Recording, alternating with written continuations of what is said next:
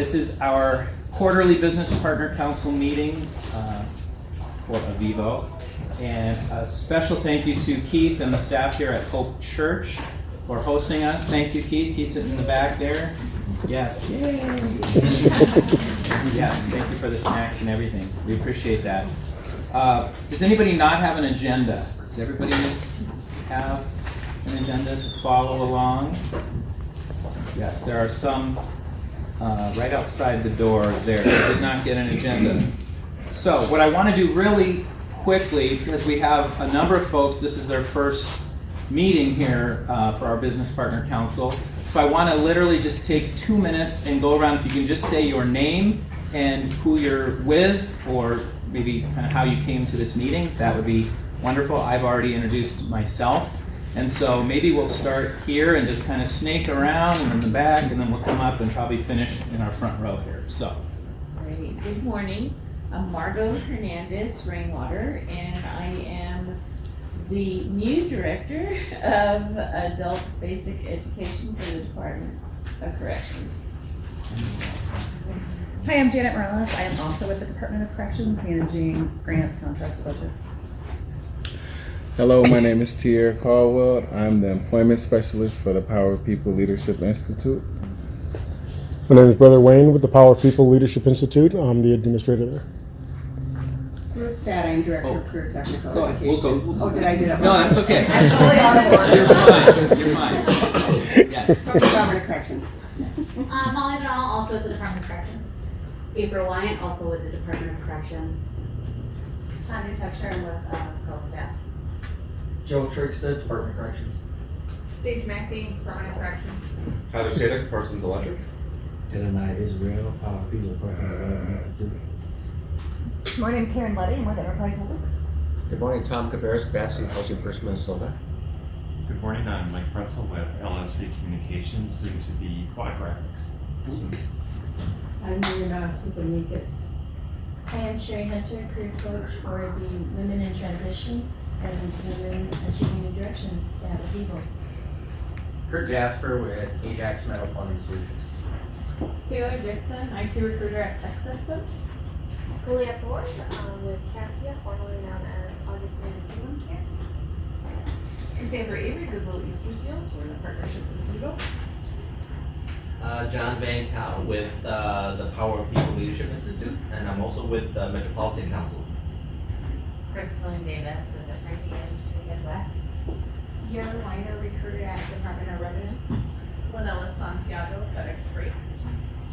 Kim Chagrin with Avivo Communications. Payne Quinnen with Napa Auto Parts. Michelle Dreyer with Minnesota Electrical Association. Axel Torres, Personal Plus. Javier Rubens, recruiter with Personal Plus. Bruce Wayner, External Relations at Avivo. Yeah, Valerie, career counselor for our chemical and mental health treatment at Avivo. Joelle De La Vega, displaced homemaker counselor at Avivo. Angie Kramer, Kinsler Construction. Jackie Travis, with No Mobility Mentor. Alana McDevitt with Avivo, the Pathways Prosperity Group. Tara Monroe, career counselor at Avivo. Mary Singer, career navigator with Avivo. Everett Portillo with Harbor Maintenance. Eric Allen with Avivo. Keith Kennedy, Hope Church. Dan Holden, EHS coordinator at Prospect Concrete. I'm Andy Larson, I'm a career counselor at Avivo.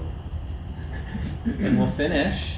Good morning, Kelly Matter with Avivo. Yes, wonderful. And I would just invite Kelly up to give us a quick few words about the fabulous work that's going on at Avivo, and then we will transition into our rest of our program, and I have some in-kind forms that we'll do as our panelists set up. So, thank you, Kelly. Thank you, Jim. Good morning, everyone. It's been a couple meetings since I've been at a BPC meeting, so I'm glad to be here, and I'm glad to be at Hope Church. Thank you so much, Keith. You are always the most gracious host ever. And my role is always to say thank you to all of our BPC members. Thank you for the work that you do to make sure that our career education programs are relevant, up to date. Thank you for hiring our graduates, giving our participants tours, and your engagement and involvement with Avivo. It makes all the difference in the world in the outcomes that we achieve. So thank you.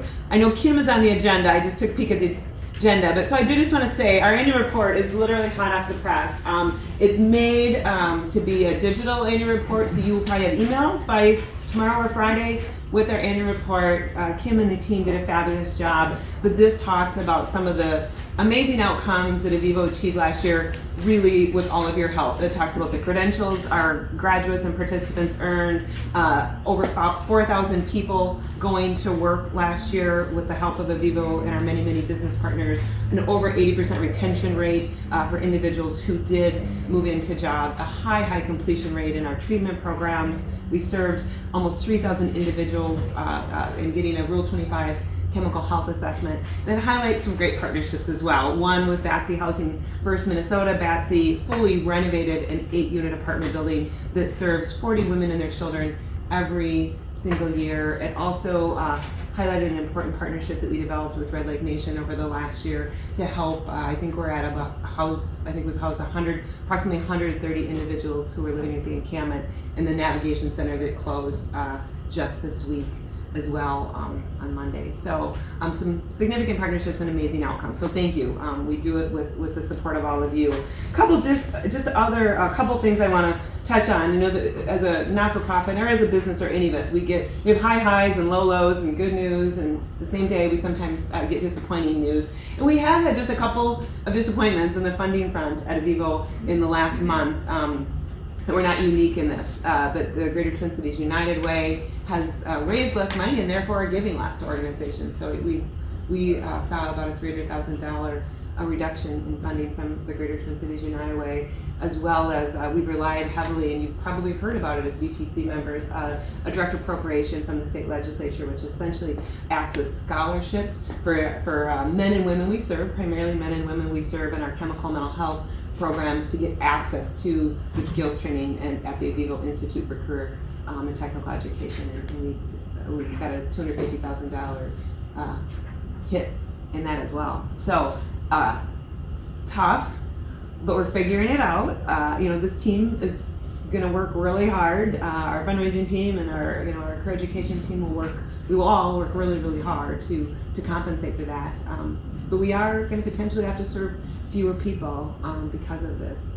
So you'll probably hear more about that. Work with us, kind of help us think outside of the box to be creative and in ways that we can still serve just as absolutely as many people as we can, and getting them training, credentials, and careers. It's what we do, and we will always do. But wanted to be transparent and share that with you all. I think on the good news side of things, and you've probably heard about our partnership with Thrivent Foundation and the mobility navigating work that we're going to do in a pilot, and we're very, very excited about that partnership. It's a significant partnership, and it is allowing Avivo to go deeper and further with individuals that we're serving. And I think you already talked about it quite a bit, Jim. I'll have an update later. You will have an update, so I will save the update for Jim. So that's some really exciting and good news on the heels of some just disappointing funding news. But it's a bump that we will get through. So thank you all for being here. Thank you for the work you do to help us, and most importantly, the people we serve, be successful. Thanks, Kelly.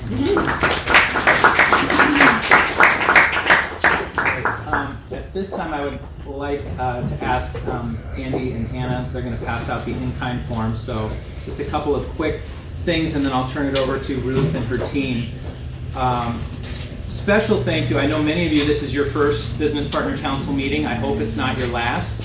Please come back. You'll be getting the e-bites periodically, and then the reminders. That's a beautiful thing about Eventbrite. They send you those automated reminders, so I don't have to. But please consider joining our BPC if you're not formally a member. There's no cost.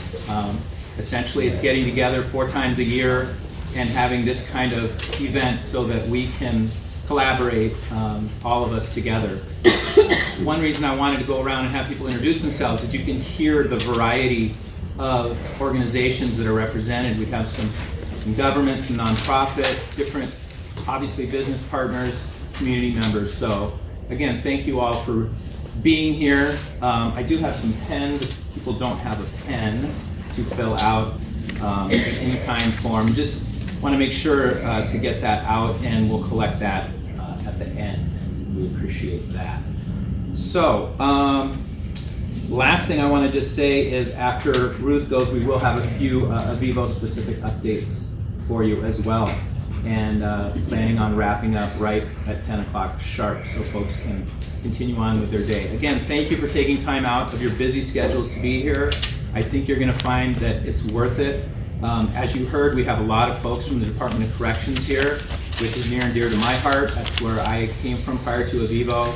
And so working with folks involved in the justice system is really important work, and it's becoming more and more important as the labor market continues to have shortages and feels the pressure, figuring out creative ways to deal with the collateral consequences that folks face. And so I will turn it over to Ruth Stathheim from DOC.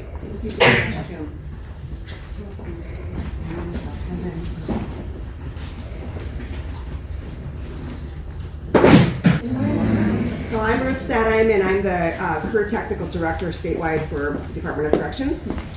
And I know some of you I've spoken with before, and some of you have brought friends, which is really awesome. And we have a great partnership with Avivo.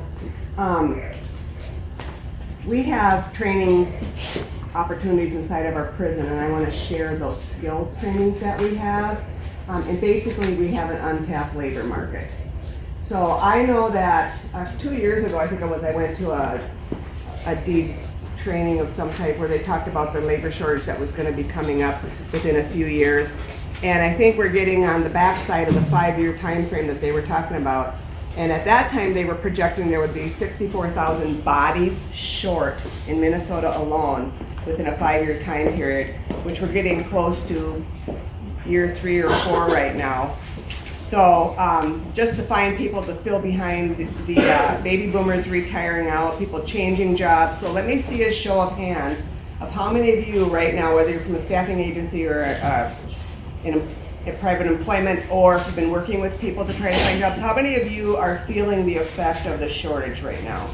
Are you having, yeah, look at this. It's like 90% of the people in here can feel that effect. And I don't think you can go through town or down the road or anywhere anymore where you don't see a help wanted sign with multiple types of jobs on the lineup.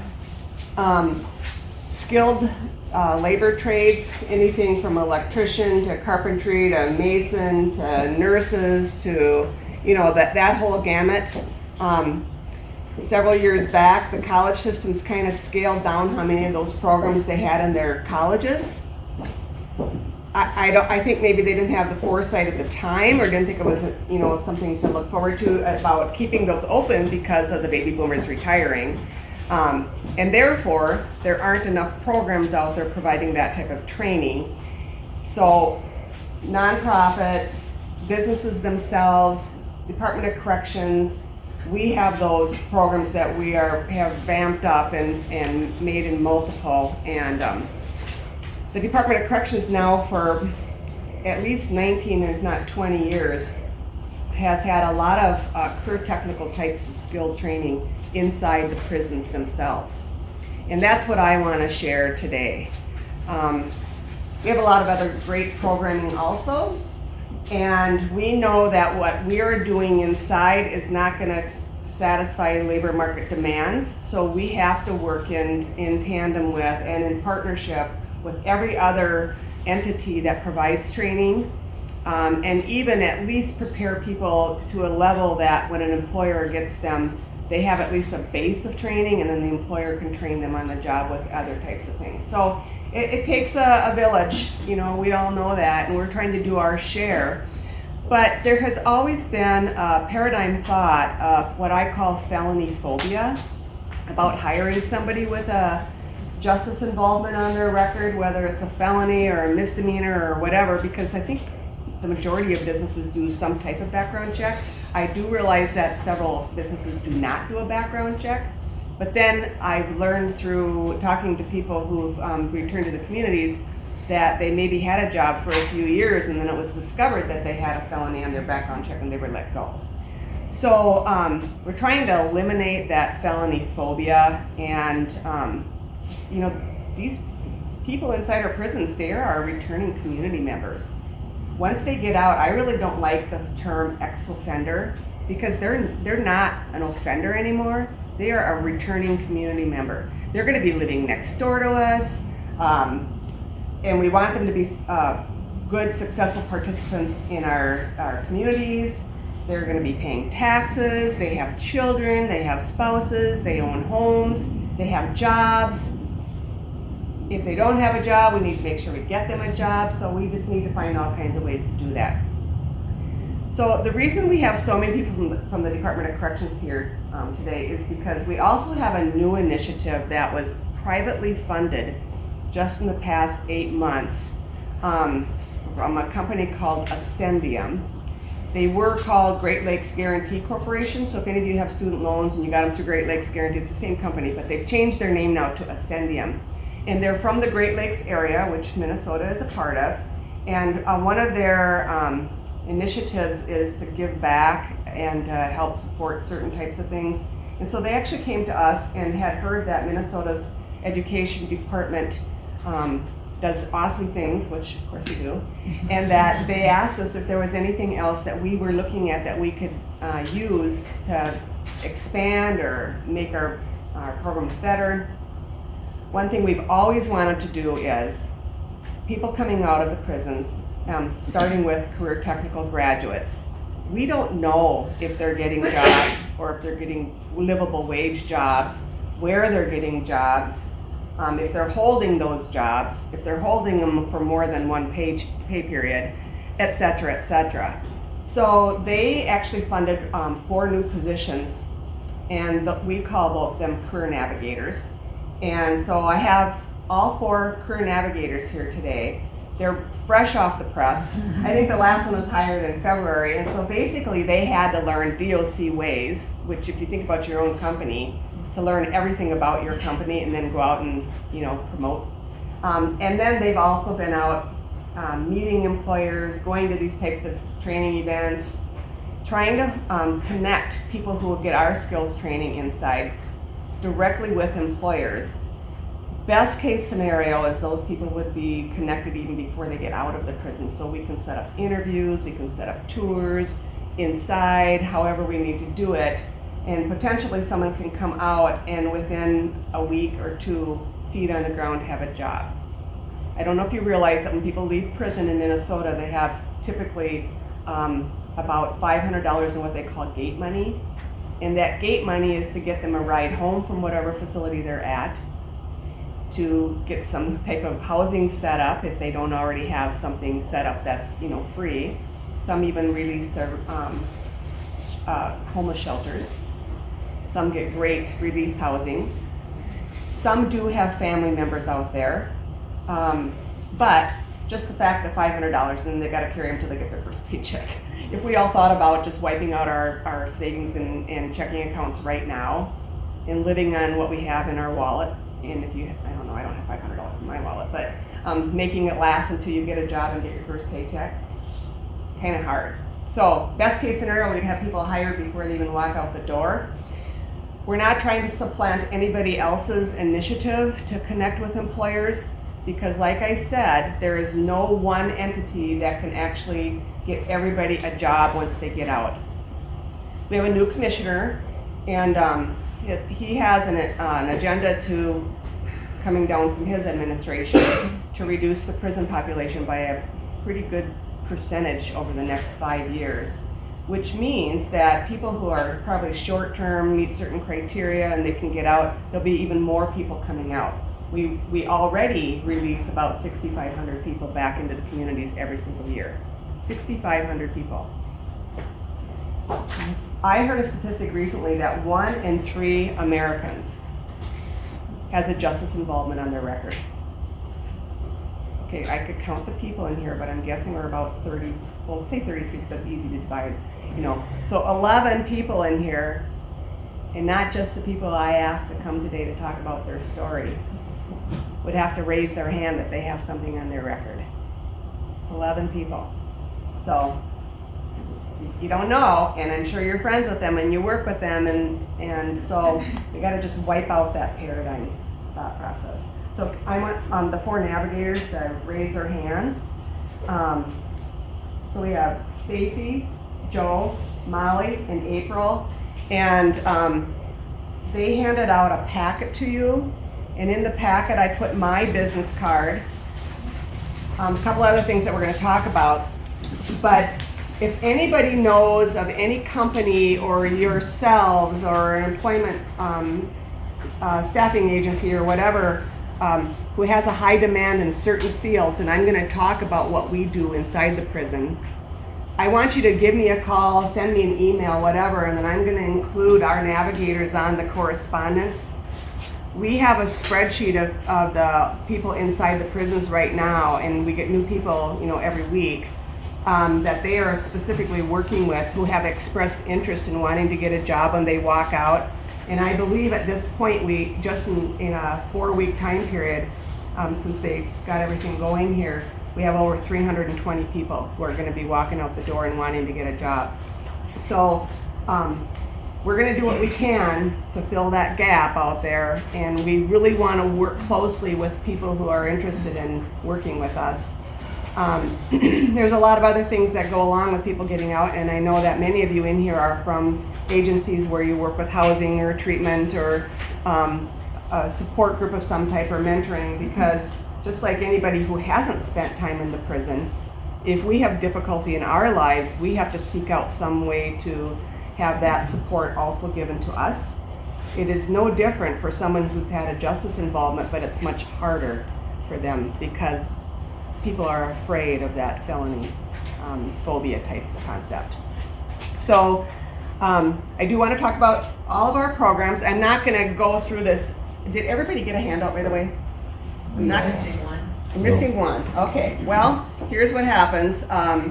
The printer doesn't always cooperate, and I can't always find the replacement cartridges for the ink because it's are for our full agency. And after 3 hours last night, a little after 7, I said, forget it. I threw in the towel. I brought 28. So 28 of you are lucky. The rest of you email me. I can send it to you in electronic format. Love to do that. You can share it with whoever you want. Now, this is a very draft catalog. And you each have a couple different versions because I did some edits and then I saved. And so I already had some printouts, but they were prior to the edits. So it has a lot of good information in it. Possibly not 100% complete. But what I do want you to look at in there is a page in there, I don't know, probably 4 or 5 pages in, and it's a green and blue and white chart.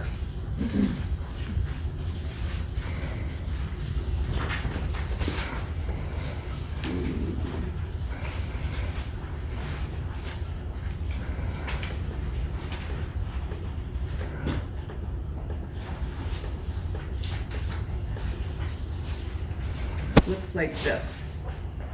And I know this isn't really good to see, but you have it in your. And so what this chart does is it shows all of the educational programming that we do inside of the prisons. There is a mandate, a DOC mandate, that if someone comes into our prisons and doesn't have a secondary credential, that would be a GED, a high school diploma. State of Minnesota has a pilot diploma called an adult diploma. It's more of a portfolio competency based, not just a test passing type of thing. But that's called the adult diploma program. So when people come out from the prisons, we want them to have that as a minimum coming out. When they come in, if they don't have that, they're mandated to go to literacy programming. So, which makes perfect sense because most jobs out there require as a minimum that they have that secondary credential. But for your knowledge, you already understand GED and the adult diploma, but you will probably be seeing that now as they're coming out.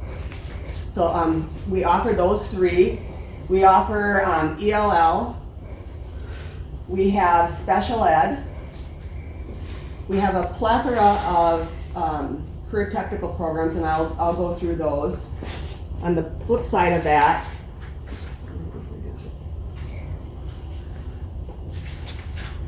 we also offer opportunities for an AA degree, And we are blessed with our MinCore prison industries. They give us a certain allocation each year that we can use for higher ed. And so we allow people who qualify, they have to be qualified, and they have to have an interest in something that's going to require an AA degree, or they have to have an interest to go on to a 4-year degree. Because we all know there are a lot of jobs out there that also require some type of a degree outside of a skills degree or certificate. So we have AA degree programs, and we have some partnerships with Inver Hills Community College, Augsburg, and Lake Superior College. And they come in and we work with them on a set price, so we're not having to pay tuition by credits, which many of you probably understand because it's part of what you had. We were really blessed with the Federal Department of Education up until 1993. If you did the FAFSA for student loans, you could get financial aid, and up until 93, you could get it if you were incarcerated in a jail or a prison. It was called a Pell Grant, and then they eliminated it.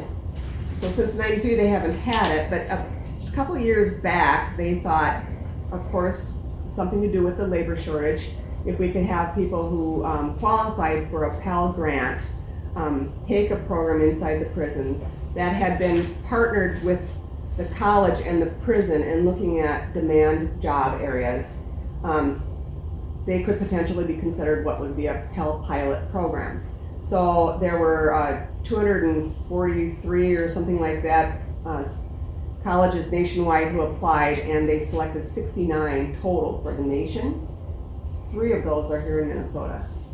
So South Central out of Faribault is offering a mechatronics program. Pine Technical up north by Rush City, Moose Lake area, they're offering a certified production technician program. And then Fond du Lac Tribal College is offering a green energy program up at Moose Lake. So we have those 3 happening.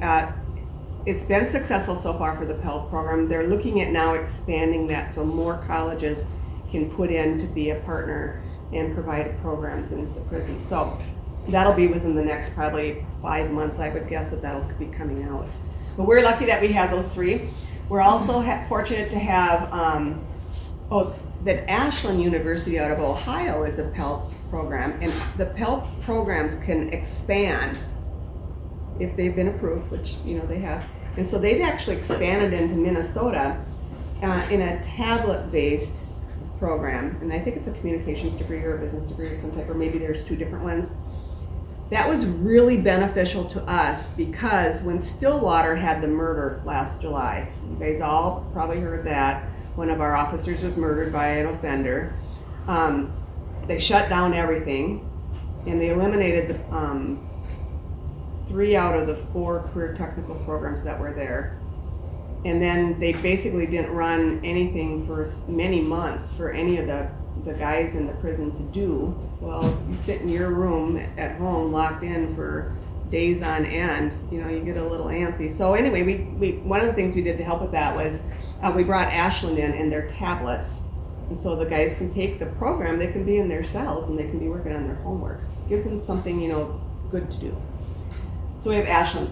We have a Second Chance Act. It's a technology career grant, and that's a 3-year grant. It got a little slow starting, so it was supposed to end this September, but I'm going to ask for an extension, which I'm certain I'll get it. It'll be for another year. And that has manufacturing skills training, and it also has solar panel installation training. So solar, is a big push in Minnesota. They are not electricians when they come out of that, but they do have some basic electrician training, and then of course they can put together the modules and set up. There's more chairs. Come on in. Okay, and then we have enrichment programs too. We have parenting, we have choir, we have a program called Building Character. We have the Power of People program, which is self-accountability and learning how to work with everybody.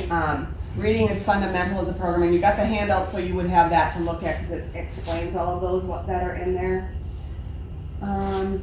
We also have I think that's pretty much everything with that. So I'm gonna just briefly go through the programs so you can see, but what you're really gonna do is take your handout home with you with all the good reading in it. It's basically a college catalog. It tells you how many hours our programs are. These are college level programs. The instructors who teach them, I have credentialed the same exact way that the college is credentialed. So not only do they need a diploma or a certificate in their field. Now there's not usually a 4-year degree in carpentry, cabinet making, floor covering, drywall, etc. But there are, you know, those quick hit certificates or diplomas that are several credits in. But they have thousands of hours of work experience in their field. And that's what we want.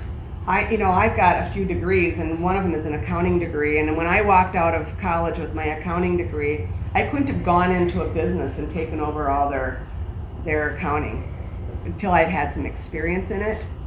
I don't think anybody would have wanted that, but But then also teaching degree, and my teaching degree, we don't just get to go into a classroom and start teaching. You have to do a student teaching, and then you have 3 years of what I consider probation, which is when you're not tenured yet, to prove that you can actually do the job. So when we have teachers who are teaching programs like our career tech programs, and they've had 10, 15, 20, 30,000 hours in their field, they can really share with their students the types of hurdles that they could come upon, shortfalls, how technology has changed in those fields, etc. over time. So that's what we are looking for, and that's what all of our instructors have when they're teaching. All right, someone should keep track of time, please, so I can make sure to get down in here. So these are our post-secondary partners, and those are in your book. Our career technical programs, almost all of them hold some type of industry credential. So, if someone came out of prison and they had a transcript that said, I graduated from the College of Prison, number one, that kind of belittles them a little bit, it makes them, that's not what they want to show, but it should still be a proud thing that they actually completed the program. So it's kind of a double-edged sword on that one. But if we can provide some other opportunities for them to include in their portfolio that shows the intensity of the trainings that they've had, it's like a golden ticket for them. So we have our welding program at Stillwater was closed down, but we still have a lot of graduates who are out there and some who are ready to be released. And I'm hoping that I can at some point in time get that started again. It might not be at that same location or in the same structure format, but I might be able to do that. So, but the welding students could earn an AWS credential. Manufacturing skills, anybody in manufacturing, I think I heard a few people in here, MSSC, the Manufacturing Skills Standard Council certifications, where it's the actual industry exams that they have to take, the 4 of them, quality, production, maintenance, and safety. And then if they pass all 4, and they're pretty hard, especially the last one they get to, I guess is the hard one, they could earn the Certified Production Technician Certificate through MSSC, so they could get that. Metalworking skills is the NIMS. C-Tech Corporation, that's a cabling training, and that's not just cabling in your house, for your TV and your voice and whatever, but it can also be the cabling that needs to be dug in and run for big projects. So they learn, I know that they're, oh gosh, I don't know all of them, but they're in the book. National Center for Construction Education and Research, and NCCER, we have this in all of our construction fields. If you're not familiar with that, you can read about that, but that was an answer to many companies not being able to find people trained, so they were hiring themselves, and then they were having to train them. Sometimes you have people who are training, or a supervisor on a job trying to do the training, also trying to do his or her job. I mean, you could probably just do some brief, quick hits on training, but it might not be a real thorough one. So NCCER worked with thousands of big companies nationwide and put together actually core training in many fields. And look that up online, you can see more about that, but we provide that in all of our programs. Cosmetology Board is overseen by the Minnesota Cosmetology Board. They come in and audit the program, and then they come in and give them the actual cosmetology exam so they can walk out to be a licensed cosmetologist. Same thing with the barber board. The barber board comes in for the barber program and does the same thing.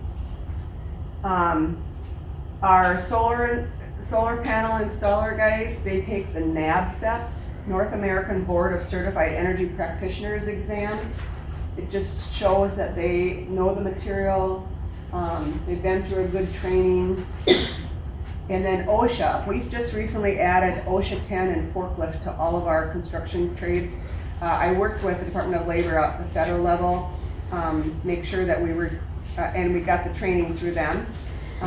Our instructors were trained as instructors, and now they can go into the facilities and train that rigorous program to get OSHA cards and forklift cards. Now, I understand that when they go get a job someplace, they may have to be retrained, but at least we know that they can do it, and you know that they can do it because they've already passed that once. So, and there have been a couple guys who did not pass the forklift part because they thought it was really fun. So they're not getting a card, so don't worry. If they don't have a card, it's because they didn't do it right. Yeah. Alrighty. So I'm not gonna go through all of these, but you can see in here when it has these schedules of how many hours each program is, if it's a certificate or a diploma, whatever level it is. We're not talking about 40 hours in construction, we're talking about 480 hours in construction, or whatever it might be. A lot of times we encourage the guys, if you've taken a carpentry program, then take the drywall program and the floor covering program, so when you get on the job site, you can be a little bit more usable. The masonry program out of St. Cloud, they work very closely with the Bricklayers Union, and they have the kind of relationship that I'm hoping we have in all of our prisons, where the Bricklayers Union representative actually comes in, meets the guys, looks at what they're doing, and says, I've got 4 jobs in whatever area in the state where they want specific block expertise. So those guys going to that area who are interested, then we're gonna give them concentration on block. And then when they get out, they will start 3 days after, or if it's a Friday, they start Monday or whatever, with that job. The Bricklayers Union also takes the guys who've been through our programs and they test them on apprenticeship hour competencies. You know, they go by tiers. Very commonly, the guys who come out are calculated to have 1,000 hours of experience because of the intensity of the programs inside the facilities. So, wanted to share that with you. I think we're going to transition then. One last thing. We have advisory committees for all of our career tech programs. If anybody's interested in being on an advisory committee for any of the programs that are in that catalog, please email me, because we have advisory meetings once for sure. We'd like to do twice per year. There's a couple hours. You go to wherever the prison is that has the program. And then we ask that business and industry people give us input on, is our curriculum strong enough? Has technology changed? What do we need to advance on? What are the exact skills that you want these people to have when they come out?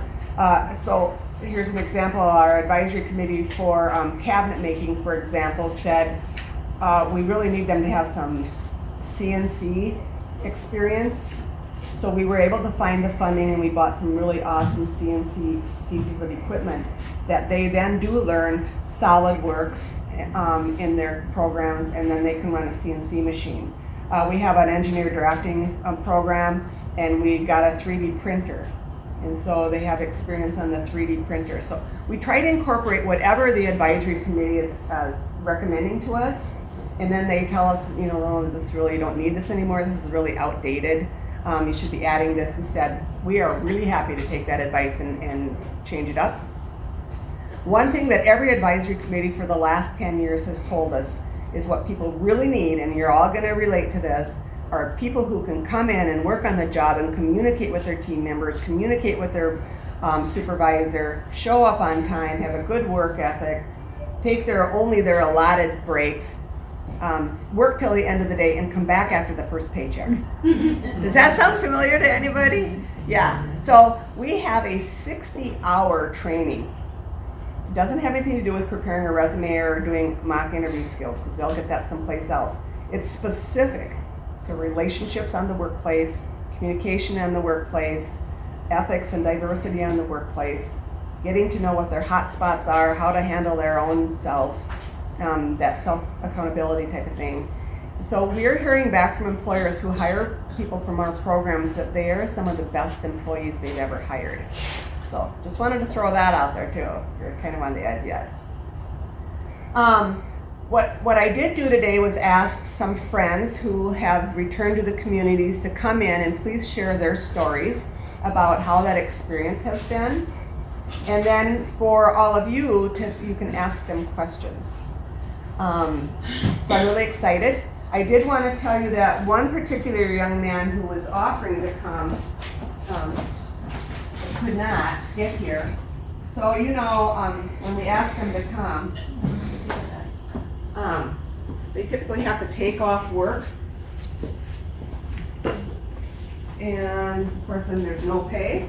And of course I'm sure the employers don't want everybody to take off their job. I don't know what I did with that. And he is out, and he had struggles when he got out.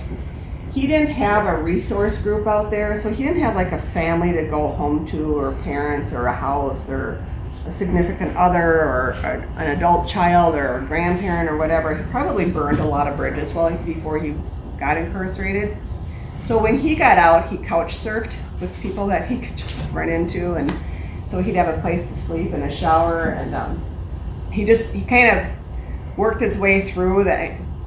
He had great training, but he wasn't employed right after he got out. And then he really didn't have a stable place in his life while he was out. But anyway, he finally worked through those issues, and he got a job for a welding company, and now they contract him out because he does such an amazing job. And he's currently making $26.57 an hour. And every 6 months, the union tests him for additional skills. And we will continue that until he gets up to $37 an hour. Now, I don't know if everybody in here is making $37 an hour. I'm just saying, throwing it out there. But skilled labor pays very well if you do a really good job.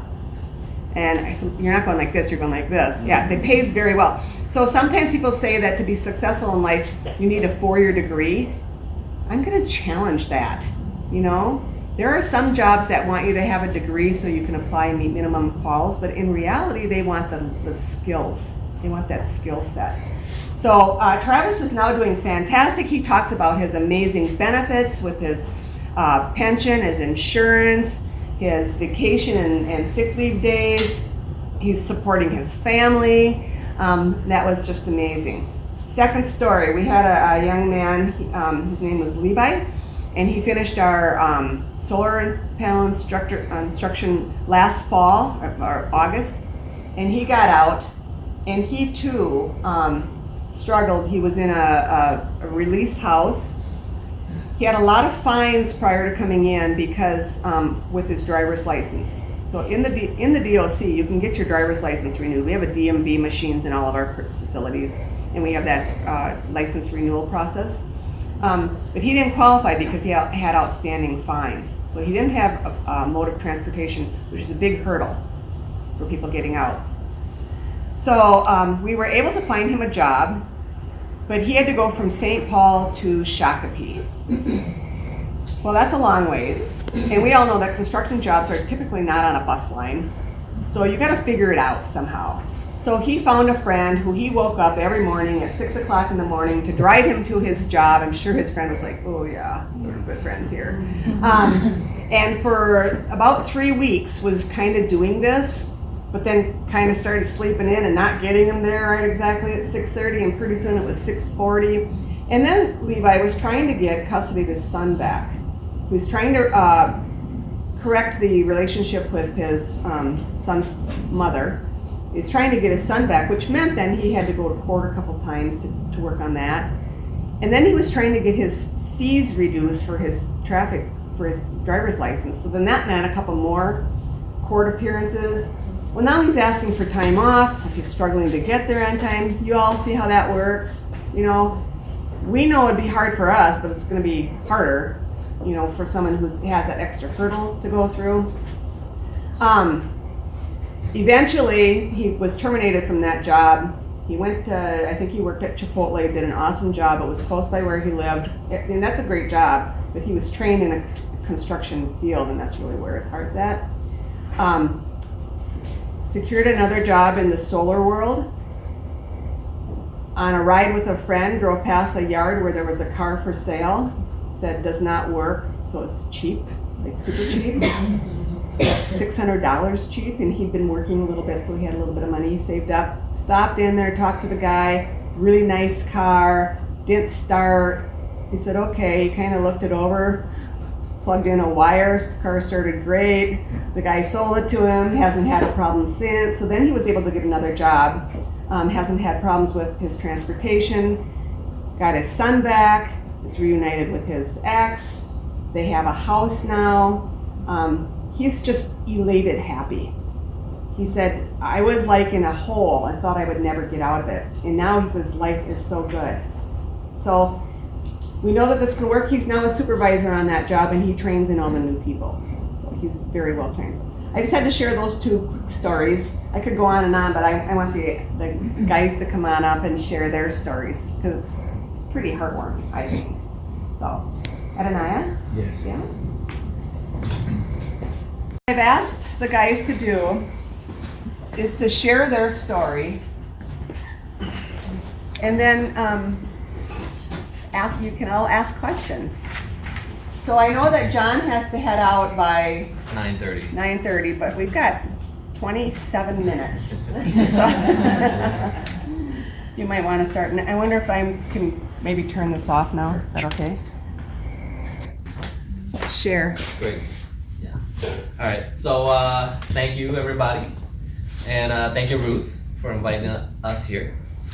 So as you heard us introduce ourselves earlier, we are from the Power People Leadership Institute, and that is one of the organizations that goes into the prisons and works with the men in there, and I think they used to work with the women in there too, to develop their personal leadership and help them find their voice, and then also help them work on themselves, because that has proven to be very successful at building leaders and then helping them become successful when they come out. And I am one of those guys. So I spent about 8 years in prison, and I took a lot of those classes. I took the computer, Microsoft Office, so I can do PowerPoints. I took the graphic design, I did the A+ computer repair, I did the mechanical drafting, and that was all great. It provided me with a lot of skills that I use to this very day. But when I got out in 2012, employers did not see any of that. They only saw my record. Because I can present myself and create a fantastic resume and do phenomenal at an interview. But once I was, being honest and living a life with integrity and sharing with them about my past, the whole interview went down south. And that was very disheartening, because at that time, I came out with $500, and that, is a struggle in itself. But thankfully I had family to help support me, but I had no job. I couldn't contribute to my family, I couldn't contribute to the community. And an employer, I just needed somebody to give me the chance to show what I could do. And that did not happen. So I did not have a job for quite a while. I did some part-time jobs and volunteered. And from there, I built up my resume and volunteered at actually a nonprofit helping people build their resumes. And from there, I became a job coach. And after a year or so, I had more experience, and then somebody was willing to give me a shot. And it's been an uphill battle from there, but today I'm working at the Metropolitan Council. I'm doing contract compliance and managing a $800 million contract right now. Got a wife, bought a house, got a brand new baby, and things have been good. But what I really needed, as I was coming home, was I just needed somebody to give me a chance. I had all these trainings, and I wanted to do right and do the right thing. But unfortunately, a lot of these employers that I was interviewing with could not see past that. So that was my challenge, and I even thought that if I could just get a college degree, that they would look at me differently. So I went and got that too. I got my 2-year degree, and still same results. And that was really disheartening for me. And then I still work with a lot of guys who are coming home right now, and those are the same type of issues they are facing. So I'm sharing that because I want employers and people that work in the nonprofit field, all of you all today, to think about how can we reduce those barriers? How can we change our policies, to give somebody the chance? Because a lot of times what it is all right, the background check, or oh, this is just the policy. We've been doing this for so many years, and they didn't meet all the check marks, and then that has cut out a lot of good people from the jobs that they can do. And they can become supervisors and leaders on the job. Right now I'm supervising 2 interns, and I'm helping them build their careers. They're college students. One of them is going to Loyola in Chicago. So it's there's a lot of untapped potential, as Ruth said. So with that, I'm gonna pass to Ananiah or Tier. I'm Ananiah Israel. I've been involved with the Power of People for, since 2008, so it's been 10 years? 11 years. Wow, okay. It's been a long time. And what the Power of People Leadership Institute has done for me is it helped me to understand my own personal power. So when figuring out your own personal power, now I'm able to kind of look back at my past and understand the ways that I've used my power. And the ways that I've used my power for negative or for good, they create situations and circumstances in my life. I was using my power for negative things, and it created a circumstance in my life where it put me in a geographical location for approximately 24 years. I got released on February 22nd of 2018.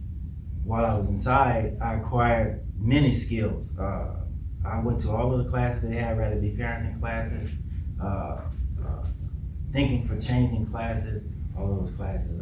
I did small business management there, stayed on to become a tutor to teach others that came in to the small business course.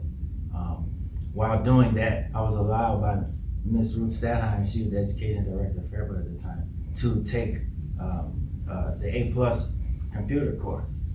So I took the A+ computer course, and at the same time, I learned how to do CNC. Today, I work at a metal manufacturing company, Nyman Metal, and I program CNC machines. I program machines to produce metal products. After I worked there for about 6 months, they approached me with the idea that, hey, we want to send you to school so that you can learn how to operate all the machinery here, and we're going to pay for it. Absolutely, yeah. So I attended the school. I graduated on the 15th of last month. Congratulations. Yeah. And now I am performing all of the duties that is required of me down at the job.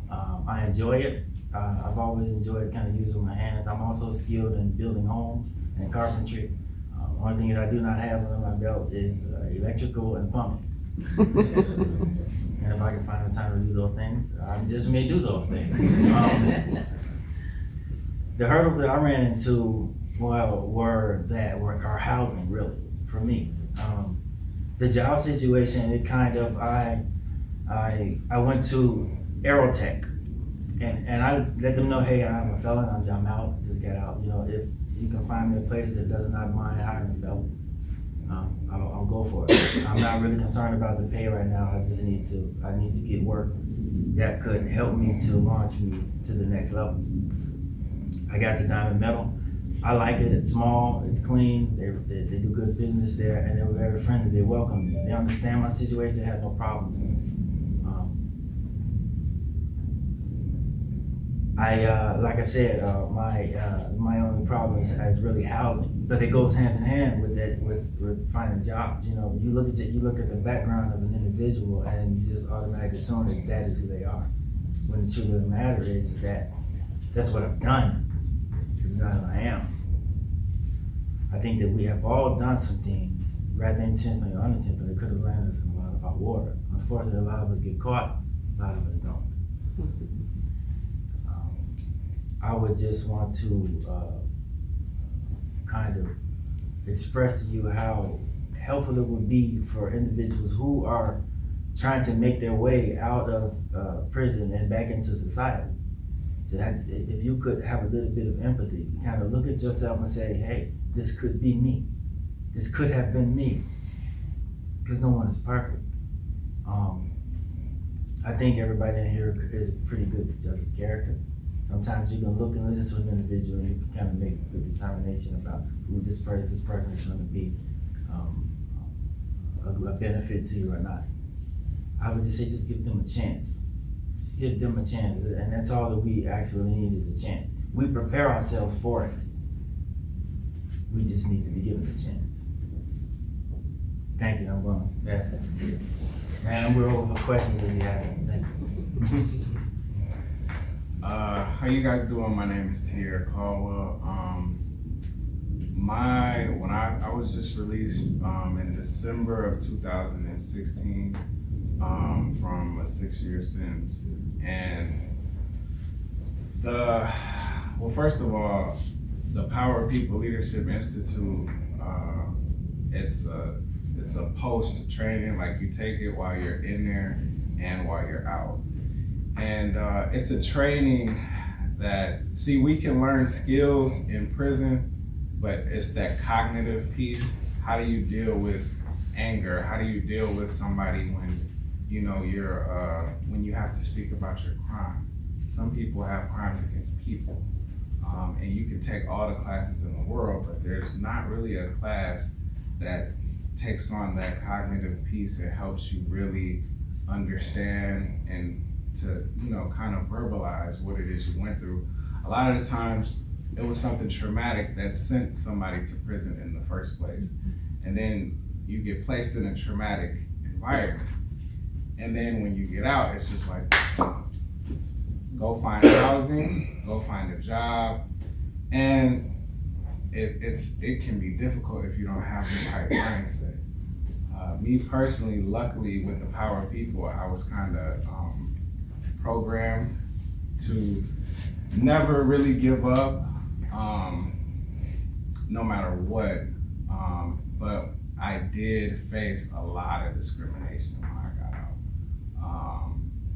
I would go apply for jobs, and they would tell me like, yes, we have a job available, and I would drive way out there, and when we would get to the background, the interview was going so fine until the background section came up. And but I was coached on how to talk about it. And you know, it was times where people would like see that I had a conviction in my background and get up and leave the room and then come back with like 3 people and then tell me that the position is no longer available. And like you said, like that can sometimes be disheartening, because if everybody just thinks of the worst mistake you ever made in your life, and then you just have to constantly be reminded of that mistake, and then you have to be judged off that mistake the very first time you meet somebody who you want to impress, so to speak. And so it was hard. I think I started off making I went to accessibility, I was making like $9 an hour or something, and this slimy recycling plant, it just juices spraying all over me. I was just coming home, but it wasn't really that. I didn't really care. I just, like you said, I just wanted to work, and there was no way I was going back the other directions, right? And eventually, I kept the mindset that it's only temporary, and then I kept getting better and better jobs, and I got assigned to this. I found this job with Mabel Systems. I forgot to mention that I do contracting at night with a company called Mabel Systems, and I work with the power people in the daytime, and I make pretty much what Travis makes. So that's cool, and but it was not easy because people just look at what's on that piece of paper, and they're missing out. And being an employment navigator now and working with people who come home from prison, like, not only have I experienced it, but I see it from a kind of different type of angle. Now that I help these people get these jobs, like, it's so many, like, I've had guys, say that I've had these employers tell the guys they had the job and got them already and everything was all happy, and then they were like, oh, sorry, they didn't get it. And, that can be so disheartening to somebody who is not really prepared to deal with that. And we are people. We are humans. We're not monsters. And I do community outreach for the FBI. I go and speak to kids at schools about drug use and all types of. We speak at the Capitol. Like, we do so many things. But if you just looked at me on paper, you wouldn't know that. And I'm talking about, I have men who are hungry and eager to work. And one of the biggest issues is there's also a phobia about people who have crimes against people. That's a big, a lot of employers don't want to take that gamble. Even if it's been 10 years ago, or sometimes 20 years ago. And those are the people who will work the hardest for you. And I'm just telling you that now. You guys are missing out on a very, very untapped labor market because there's nobody more motivated.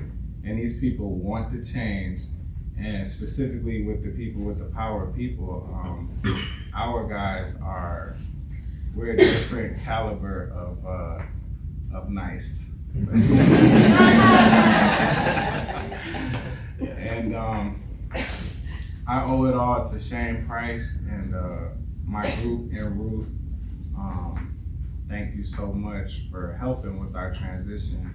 And being an employment navigator, I would be interested in getting all of you guys' information, contact information to help bridge some of these gaps with our guys, because our guys are people and they're not monsters, and they want to just do good and they want to work. And so, and a lot of them have the skill set. They just have that thing on their record that's from years ago. So if you guys can see past that, we can do some good things. I think we're ready for questions, if anybody has questions. Yes? So you all had to face a lot of disappointment in that job search coming out, but eventually you were all able to find employment. What was different about that situation when you found employment that worked out compared to other experiences before that? My first job was at Second Chance Recycling, where we just kind of recycled mattresses. I got paid like $9.50 an hour. It was on a bus line, so it was easy for me to get there. After I procured a vehicle, I went on to look for other work in the area I was skilled. I was skilled in metalworking and carpentry. So that's where I wound up at Aerotech. I talked to Russ. Russ was my handler there, and I explained everything to him. And he just worked with me from that point. I think the only obstacle that I've had was just really just in the housing business, you know. But it really just goes hand in hand. You get discriminated against for the housing just as much, if not more so, than you do for the employment. So again, it's just really about just that background check kind of. I guess it goes to say what you don't know for the most part doesn't hurt you, but what you find out oftentimes destroys you. So everything works off in the interview until you get to that background, and then it's like, you know. It got to a point for me where if I knew that I was qualified for the job, then I just looked at it like, listen, if you don't want to hire me and you don't want to, even get to know me based off of something that happened like 8 years ago, I don't want to work for you anyway. And so I just kept it moving, and until I found an employer that, was just interested in me showing up, working hard, and getting the job done, and that's it. Some jobs, they just badger you and just poke and make you like write a story or say like a biography like about your crime. And and like I said, in some instances this could be 10 or 20 years ago. And they know once you start talking about your crime, they know if they're gonna hire you or not anyway before you even start talking about it. And then in some instances where you have to wait 7 years after you're released. So if you just served a 7-year sentence and paid your debt to society, now you have to pay it over again for another 7 years before you can even get a job. And so that barrier that I just kind of just kept it moving. Long story short. That kind of ties into a quick question I have. How long did it take you to get from that $9-something an hour job to a livable wage job? Did it take months? Did it take years? It took me approximately 8 months. 8 months, because when I started on the temp at Aerotech, and after my 6-month period from Aerotech was ended, that's when they hired me on permanently, and that's when I began to see the raises and everything, especially after graduation and everything, and I come back. That following pay period, it was a huge bump. I would love some of your feedback, your perspective for me, advice as a career counselor, because I've had the privilege of working here at Avivo for 3 months and started having some successes where we've gotten somebody a $1,400 payment toward past due rent. We can get education for someone. We have a few resources, but I'm painfully aware that just throwing $1,000 or $2,000 at someone's life isn't enough, and that I can also seem maybe demanding, like, okay, now I've given you this, what are you gonna do? And they're still struggling from so many barriers. So how do you move forward without seeming privileged or demanding or bossy? I mean, and yet you have to be strong and say, you've gotta send these job apps, you gotta do this, you gotta do that. What do you recommend to us? You can't want it more than they do. And I find myself, I have an emotional attachment to the power people, because these are like, some of these guys I was in prison with, and then now we're in the community and we're doing such great things. And so when I see somebody that I was actually with in prison, now I have the opportunity to help connect them with research, connect them with organizations, and help them get jobs. It's an emotional, like, I take pride in that. But sometimes I do get a little over caring, sometimes more than them. And my mentor told me to just relax and let them set the pace. Sometimes people need motivation, that's always great, but I think that it's just imperative that they cannot want, that you can't want it more than them. They have to show you that they want it. Thank you so much. Yeah, I think I'd like to add to that. For a lot of guys who are coming home or coming out of prison, they've been in a structured environment for so long.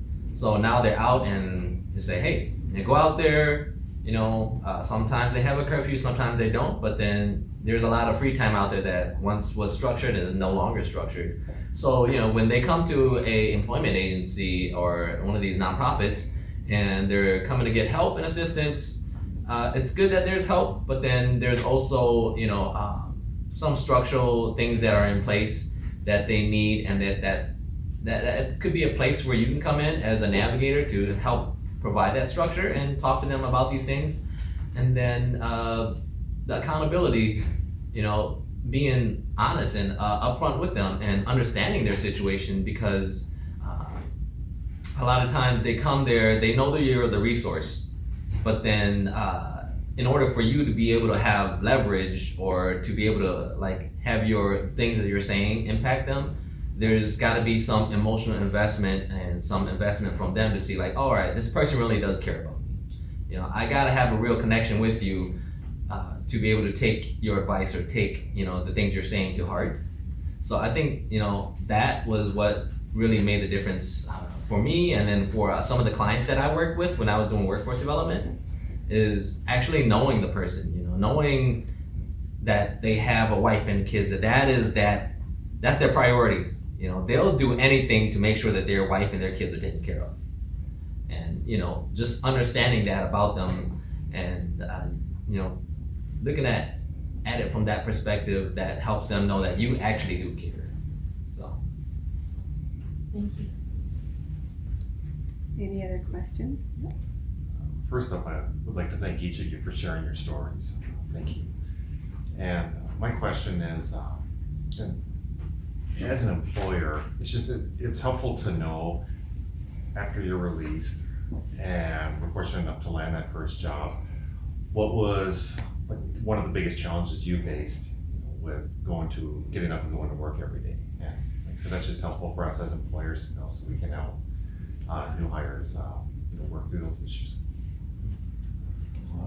Prison itself, you have to work, or what we call it no work, no play. So it's like if you're assigned to a job detail inside the prison, then you have to report to the job detail at that time, when it begins and until it ends. So that in itself kind of gives you structure there. So I kind of enjoyed getting up in the morning and doing the things because it kind of helped the time go by. So it just kind of gave me a structure, and I wasn't conscious that is what it was doing, but it gave me that structure there. I later became conscious of it and saying, oh, okay, I can do this on my own. So after seeing what structure looks like and felt like, I was able to create that on my own. So oftentimes when we're coming out to these facilities, we already have that structure intact. We just have to take it upon ourselves to create our own once we're released. Did I answer that question?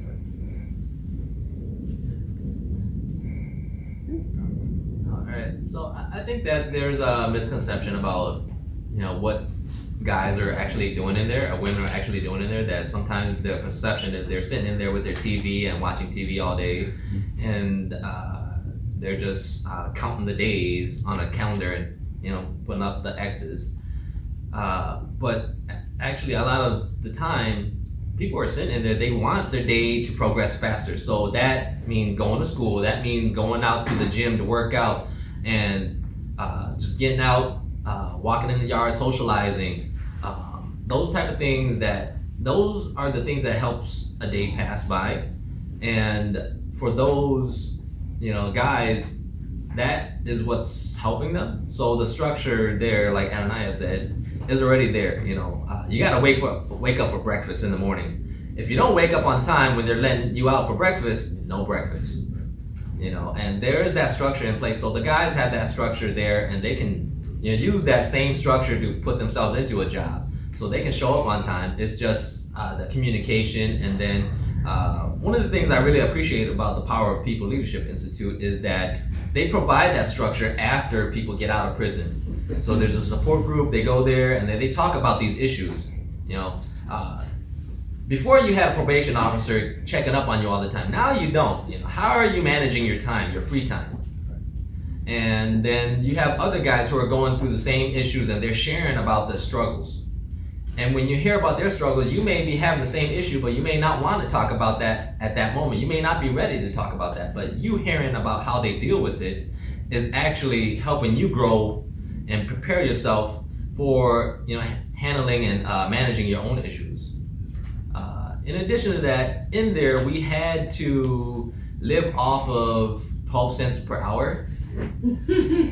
Yeah, that's the wages, because they cut a portion of that to go to the gate fee, and then you have to use that 12 cents an hour. I think at the end of the 2 weeks you get like $12 to buy soap, to toothpaste, to take care of yourself, make sure you are cleanly, because you know you want to look good too, and take care of yourself because your mom or your girlfriend or your kids may be coming to visit you. And then also that $12 gotta stretch out because you're hungry too, because sometimes, you know, what they serve you at the, you know, dining hall doesn't cut it. So, you know, you gotta really learn how to budget, and that has really, you know, gone a long ways too. So It's the structure from top to bottom. Yeah, it's just kind of just for guys who are coming into the facility. They're given their assignments, and they perform better when they comply with it all than when they don't. And this is the result of when you comply with it all. You know, you kind of can use that structure as an example to create your own once you're out. In terms of how you use your time, how you balance your money, how you socialize and network with individuals. Yeah. So I wanna, we're probably close to being done with this because we gotta watch our time, but couple things. These gentlemen are participating in this Power People group. It's a support group on the outside, a mentoring, and I feel that if we had a lot more support groups and mentoring programs out there, because like I said, one entity can't do it all. They need that help. The little bit that we're going to be able to do with our career navigators are going to not only help secure employment, hopefully, they're going to be checking in with the employers weekly. They're going to be checking in with their participants weekly. They're going to be following them for 3 years. It's for as much as they need to continue. We've had employers out there who have hired people. Here's one example. A guy was hired and started out great. Started talking about his prison life, you know, sharing, because the employer had not done that with people on the line, made the people on the line a little uncomfortable. Eventually thought he was privileged, and so started taking a little longer breaks. He'd take his 15-minute break and then he'd go have a cigarette, you know, that type of thing. So he clearly needed a mentor. He clearly needed someone who could call him out. His employer attempted to do that. Heart of Gold was an HR director at the company he was working at, but eventually with 40 other employees couldn't continue that on his own. So then the kid lost his job. So just the concept of having a mentor or someone checking on you or someone helping you answer those questions that are life skills types of questions is very important. So there's more to getting out than getting out. Finding a house or someplace to live, finding transportation, finding a mentor, a support group, whatever it might be. We're trying to do a lot of things. Very, very briefly, kind of jump into something else. In your packet, I gave you a form. It's an 8850 federal form, and that's the work opportunity tax credit. It's a federal tax credit that employers can get for hiring someone who meets certain criteria. One of the criteria is being an ex-offender coming out, that if they work a certain number of hours and have earned a certain amount of pay, so don't think $2 an hour for 40 hours is gonna cut it, because it won't. But then the employer can apply for this tax credit. There is a representative in every state that handles that tax credit, so here at our deed department is a woman named Karen Marbury. She would be the person that you would call. You can look this up online in Minnesota's deed website. You can find it. But when people come out, we actually work with them on taking this with when they go to an interview. We don't want the interview to absolutely to revolve around anything to do with their crime. We want it to revolve around their skills and how they've prepared for themselves for work. But sometimes this helps someone with a felony phobia, the employer, they can get $2,400 off their bottom line of their federal taxes per person they hire. So if you have a $9,600 federal liability after you've done all your taxes on your bottom line and you've hired 4 guys and they've met the amount of time and pay criteria, it could wipe out your debt as far as your liability. You can also carry forward. So it's a very good thing. And there's also a federal bonding program that's also going to be on that deed site that Karen Marbury runs. So if you're concerned about hiring somebody, worried they're going to rip you off, there is a free federal bonding that you also qualify for. So had to just put those plugs in there. Like I said, if you have any connections you want to make, you have my card, please email me. I will include my team and our partners to help out with finding jobs for people. Just making those returning community members successful without all the other hurdles that they're gonna have to face when they get out. I have one quick question, and I know you have to leave, but constructive criticism, okay? Everybody takes that as a wrong way of doing it or whatever, but I'm in manufacturing, I'm retired military, so my constructive criticism is pretty straightforward.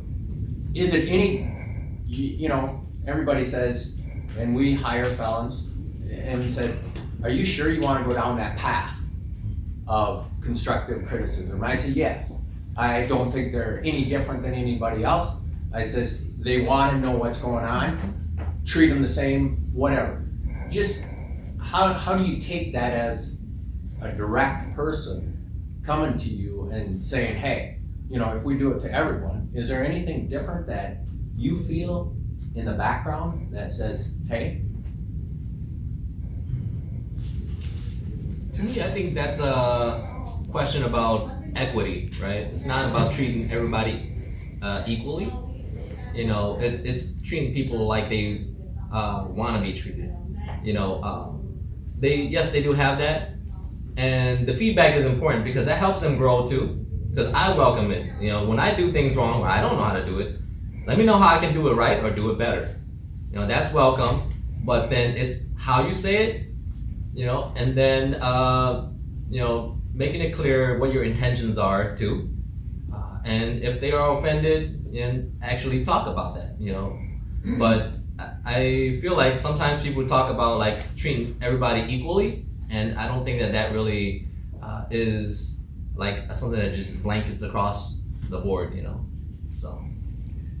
Also, you have certain situations where if employers know that you have a background, they will talk at you instead of talking to you.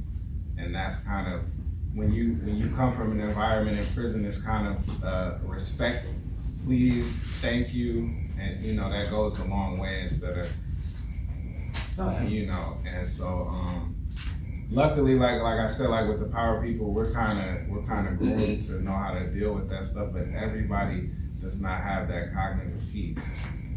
So, just humanize these people. When you talk to them as if they're a human being. That's all. So we need to wrap up. I just want to say 2 quick things, and then we're just going to have a couple of Avivo specific updates. First of all, thank you to our panel especially. Appreciates the vulnerability and courage that it takes to get up and I know for me to get up in front of all of you and talk about the worst thing I've ever done, it ain't gonna happen. I'll just tell you that right now. So, very much appreciate that. 2 quick takeaways. We've all heard that expression, be the change you want to see. 2 things I think we can change is the language we use. terms like violent offender, I don't know about you, but I didn't see any violent offenders sitting up here. I saw guys who did some stuff in their background and now have turned their lives around and are doing amazing things. So watch the labels that you use to describe human beings. And secondly, and we talk about this at Avivo a lot, a criminal background check is a very blunt instrument. It's one size knocks down all. And so as employers, as businesses, as business partners, looking at your policies, looking at how do you treat and handle a criminal background check. Personally, I don't think there's a labor shortage. There's a system that continues to perpetuate itself and miss out on human beings who are hungry, as we heard, to go to work. Obviously, not everybody's going to be a success. Some guys, fall down again. But to just have this blunt instrument is something that those employers who are being creative, like Kurt talked about, are getting ahead of it. And they're going to, if nothing else, there's an economic driver there, right? Beat your competition by finding creative ways to hire people who are skilled, doing these amazing, look at that catalog. I mean, I've been a part of that world. There's tremendous training that's going on at every facility.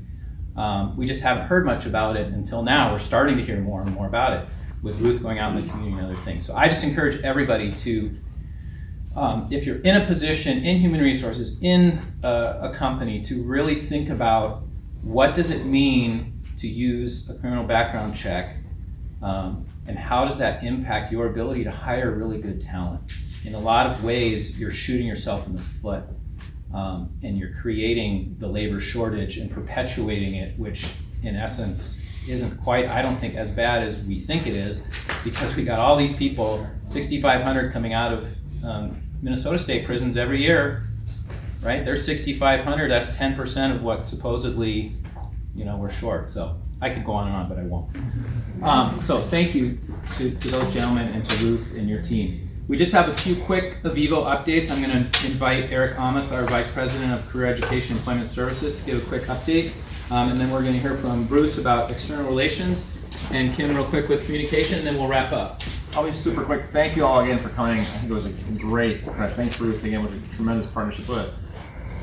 This is why we do the work we do at Avivo too, and I wanted to make sure that we acknowledge the career councils we have on the room. If you guys can raise your hands. If you're an employer and you're looking to find, connect with Avivo participants, we've got career councils to talk to you about all types of different people that we're working with. One of the cool things happening in Avivo, a new thing we're doing, is we have a new partnership with Hennepin County to help with dislocated worker and adult participants. What we're going to really focus there is trying to find people who typically haven't had opportunities in Hennepin County to find employment and training, and really work to find, especially in the Northwest, it's going to be our key area. So those of your employers that are in the Northwest, Brooklyn Center, Brooklyn Park, Maple Grove, that type of area, Osseo, we're going to be working with you to try to find ways we can find people who typically are kind of falling out of the labor force and find opportunities for employment for them. So a new partnership with them starting in July, and Megan Hansen is here. She's going to oversee that program, and we're going to hire some new people and have an opportunity to make a bigger difference in that community and find some folks,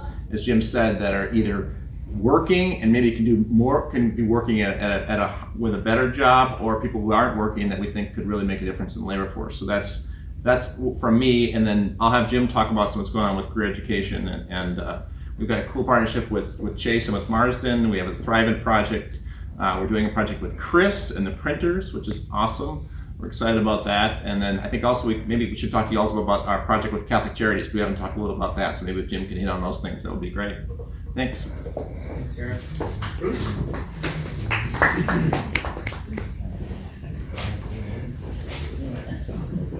Good morning.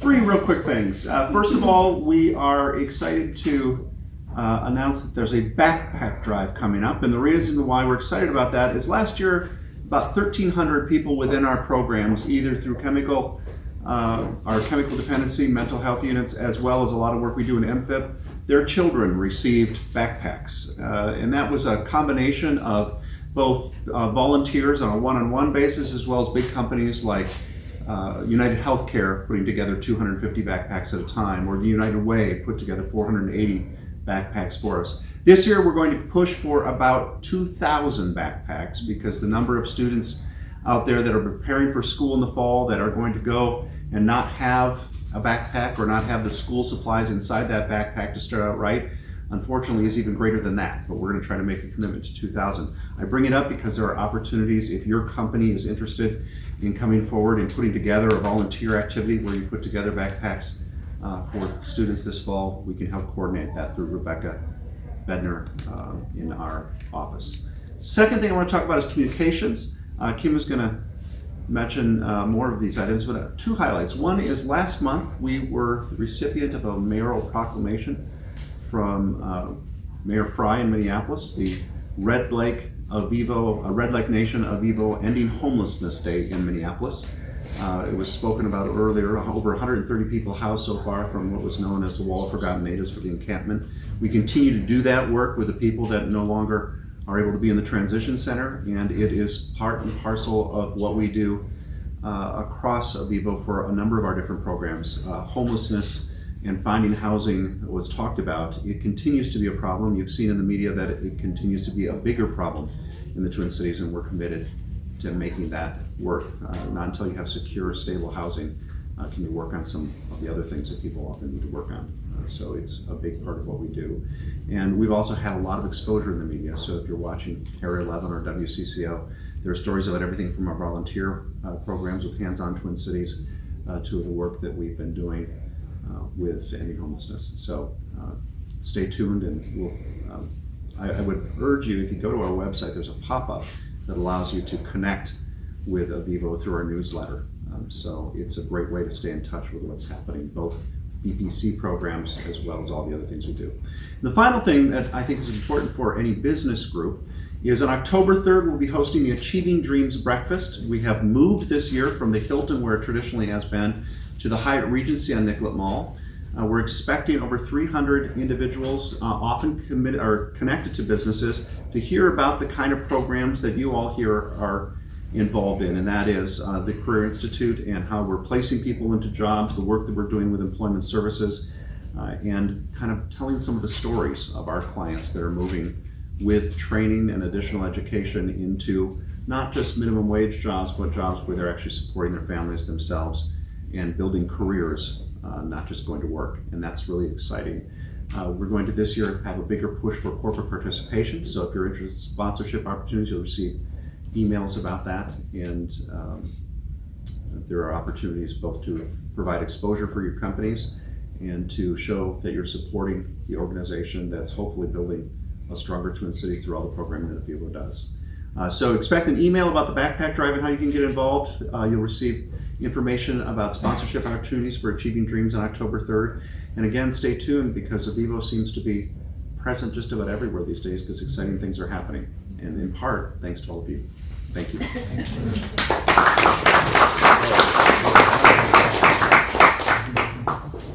So I'm Kim, I'm Director of Communications and work with Bruce in External Relations, and I just wanted to highlight just a few of the things that he had mentioned. When you sign up for the newsletter, many people, as BPC members, are being connected with us. You may already be on our electronic email. So if you're not, I just want to encourage you to follow up what Bruce said, because we do send out monthly e-newsletters that talk about the programs that we have, also share really great stories, just like the amazing stories that were shared today. And so it gives you that whole view of what Avivo does and to connect with Avivo in those areas beyond the Institute. The other thing that you're gonna see that comes through your email is we're doing videos, little short Avivo in a minute. And so those are really fun to view in a minute or less and learn too firsthand about what we're doing at Avivo. The other piece is to make sure that you're connected on social, because that probably is the most fun and raw and truthful way to get connected with what's happening at Avivo. And so you can go to any of LinkedIn, Twitter, Instagram, or Facebook at Avivo MN and find all sorts of good things that we're doing. And last year, we have just recently, over the last 2 years, had a person dedicated to social, and that work and all the work that you guys do shares our messages across those platforms, and we reached 1 million impressions last year. And so that really is one of the best ways to help out get the stories that were shared today and the work that we're all doing. So I just want to make sure that you guys get involved on social, and it's just really more important than ever. And that's it. Great, thanks, Kim. All right, just a couple of quick things, and then we'll finish up on time. I want to just reiterate what Kim said. There's so much criticism of news media because it's also negative and polarizing and whatever. So when you do sign up and connect with us on social media, you see all the good things that are happening in the community, right? So as I'm scrolling through my Twitter feed and seeing what people are putting on there, and then I see, oh, Aaron just put something really cool about Avivo, so another reason to hook up with us. A couple of quick updates on the Institute. As Eric mentioned, we have some really exciting projects going on. Our partnership with Thrivent is kicking off.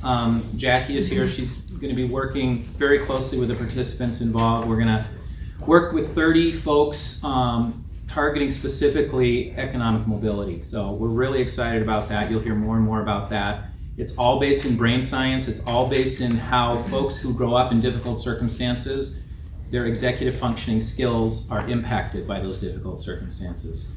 And so once folks become adults, we heard discussion of cognitive skills and having to have a certain mindset. So we're looking at very similar type of curriculum and really excited about that. Second project that Eric mentioned is with the printers. It's a City of Minneapolis Pathways Fund grant.